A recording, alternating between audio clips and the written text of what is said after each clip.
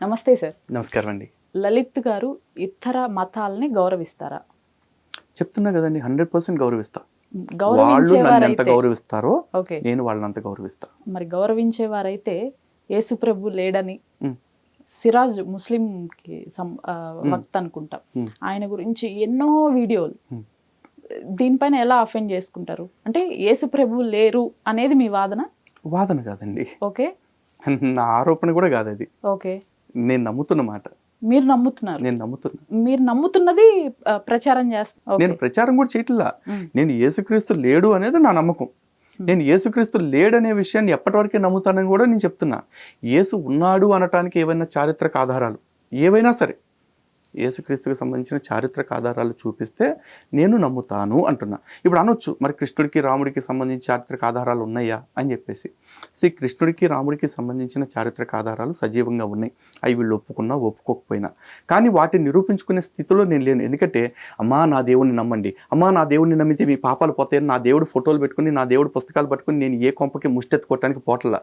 కానీ తెల్లారు లెగిస్తే వాళ్ళ మత గ్రంథం పట్టుకుని వాళ్ళు సంకలో సంచేసుకుని నా కొంప ముందు కాపలా కాస్తున్నారు. బాబు నా దేవుడిని నమ్ము, నువ్వు రక్షణ పొందు, నా దేవుడు నిజదేవుడు అని చెప్పేసి. నువ్వు నిజదేవుడు అని చెప్పినప్పుడు ఆ దేవుడు నిజం ఎట్లాగో నాకు చూపించాల్సిన బాధ్యత నీ మీదే ఉంది.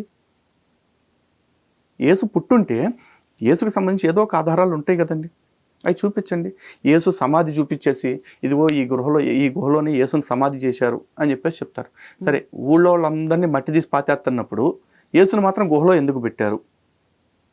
ఒకవేళ ఆ గుహ ఉంటే గనక ఆ గుహ ఖాళీగా ఎందుకు ఉంది? లేదు, యేసుకు సంబంధించి చచ్చిపోయిన గుహ బతుకున్నప్పుడు ఉన్న గొడ్ల సావిడి కనపడాలిగా. లేదు, యేసు బతుకున్నప్పుడు నీటిని ద్రాక్షారసంగా మార్చాడు, అంటే సారా కింద మార్చాడు, ఆ మార్చిన పాత్ర కనపడాలిగా. లేదు, యేసుని సిలువ వేశారు అంటున్నారు, ఆ సిలువ దొరకాలి, లేకపోతే సిలువ కొట్టిన మేకులు దొరకాలి, లేదా ఆయన కొళ్ళబొడిచిన కొరడా దొరకాలి, లేకపోతే ఆయన నెత్తిన పెట్టిన ముళ్ళ కిరీటం దొరకాలి. ఏదో ఒక ఆధారం ఉండాలి కదా. ఏ ఆధారం లేకుండా మా దేవుడే నిజదేవుడు అంటే, నీ దేవుడు నిజదేవుడు అని నువ్వు అన్నప్పుడు ఖచ్చితంగా నిరూపించుకోవాలి. నేను రాముడు తప్ప ఎవడు నిజంగా అందరూ అబద్ధం అంటే ఓకే, నేను ఆ రాముడికి సంబంధించి నిరూపించుకోవాల్సిన అవసరం ఉంది. సరే, కాసేపు నిజాలు అబద్ధాలు పక్కన పెట్టేద్దాం, వాల్యూస్ కాడికి వద్దామండి. ఈరోజు నేను రాముడి గురించి చెప్తే, రాముడు ఉన్నాడని నమ్మినా రాముడు లేడని నమ్మినా పెద్ద ఫరక్ పడదు. కానీ రాముడు చెప్పిన ఏకపత్ని వ్రత్యం కావచ్చు, పితృవాక్య పరిపాలన కావచ్చు, రాజ్య ధర్మాలు కావచ్చు, ఇవన్నిటి గురించి పాజిటివ్గా తీసుకోవచ్చుగా. అందులో ఎక్కడ చెడు లేదుగా. ఇలాంటివి యేసు జీవితంలో ఏమన్నా ఉన్నాయా? హిందూ గ్రంథాల్లో లేని మంచి బైబిల్లో ఏదన్నా ఉంటే ఆ ఒక్క మంచి, నేను 2-3 అడగట్ల, ఆ ఒక్క మంచి ఏదన్నా ఉంటే తీసుకుని రండి. ఇంతే. దీనిలో నిందలేసింది, అవమానించింది ఏముంది? ప్రశ్నిస్తున్నా. ప్రజాస్వామ్యం నాకు నిందించే హక్కు ఇవ్వకపోవచ్చు, ప్రశ్నించే హక్కు ఎప్పుడు ఇచ్చింది కదా. నేను చచ్చిపోయినా పర్లేదండి, నా ప్రశ్న చచ్చిపోతే ఎట్లా ఒప్పుకుంటా? ప్రశ్న బతుకున్నప్పుడే ప్రపంచం బతుకుంటుంది. అండ్ మోర్ ఓవర్, ఇప్పుడు సిరాజ్ గురించి మాట్లాడారు. సిరాజ్ గురించి మాట్లాడేటప్పుడు సిరాజ్ అనేవాడు గురించి నేను చేసిన వీడియోలు కనపడుతున్నాయి. సిరాజ్ అనేవాడు నా గురించి, నా ధర్మం గురించి చేసిన వీడియోలు ఎవరికి కనపడవా? వినాయక మండపానికి వెళ్తాడు, వినాయకుడు గొప్పవాడు, రాముడు గొప్పవాడు, కానీ ఈ వినాయకుడు రాముడు పూజించింది మా అల్లా అని చెప్పినప్పుడు నేను ఒప్పుకుంటానా? అంటే ఎవడు పడితాడు వచ్చేసి మీ వేదాల్లో మా మహమ్మద్ ఉన్నాడు, మీ పురాణాల్లో మా అల్లా గురించి ఉంది అంటే జీ జహాపన మీరు చెప్పింది ఏ సొల్లు అయితే ఆ సొల్లు నేను వింటాను అని చెప్పేసి చేతులు కట్టుకుంటే నేను మత సామరస్యాన్ని పాటించేవాడిన.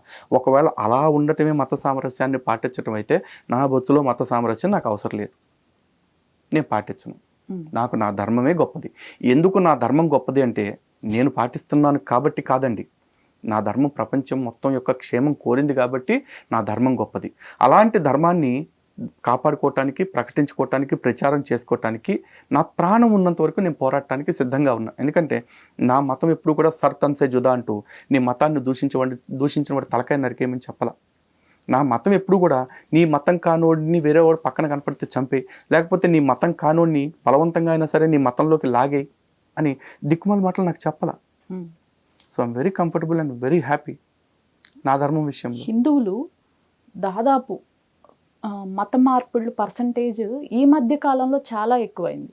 దీన్ని ఎలా చూసుకోవచ్చు అంటే, కేవలం ఒక ప్రచారం వల్లే అట్రాక్ట్ అయ్యి మత మార్పుళ్ళు జరుగుతున్నాయా, లేదంటే వీళ్ళకి ఇంకా ఫైనాన్షియల్గానో లేకపోతే ఎడ్యుకేషనల్ వైజ్గానో వేరే రకాలుగా ఆశ చూపి మత మార్పుళ్ళు జరుగుతున్నాయా? ఒక చిన్న కరెక్షన్ అండి, ఈ మధ్య కాలంలో హిందువుల మత మార్పులు చాలా వరకు తగ్గాయండి. గత Okay. 10 ఏళ్ల ముందుతో పోలిస్తే ఈ 10 ఏళ్లలో భారీగా తగ్గాయి. అండ్ మోరోవర్ హిందూ జనశక్తి ఇట్లాంటి సంస్థలు చాలామంది పనిచేస్తూ ఉన్నాం. Hmm. మేం చేస్తున్న ప్రయత్నం వల్ల మత మార్పిడి తగ్గటమే కాదు, గర్వాప్సీలు అంటే క్రైస్తవ్యంలోకి ఇస్లాంలోకి వెళ్ళిపోయిన వాళ్ళు కూడా తిరిగి వెనక్కి రావటం అనేది కూడా ఎక్కువైంది. ఈ మధ్య కాలంలో చాలామంది తిరిగి సనాతన ధర్మంలోకి వస్తున్నారు. ఏం మారలేదండి. Hmm.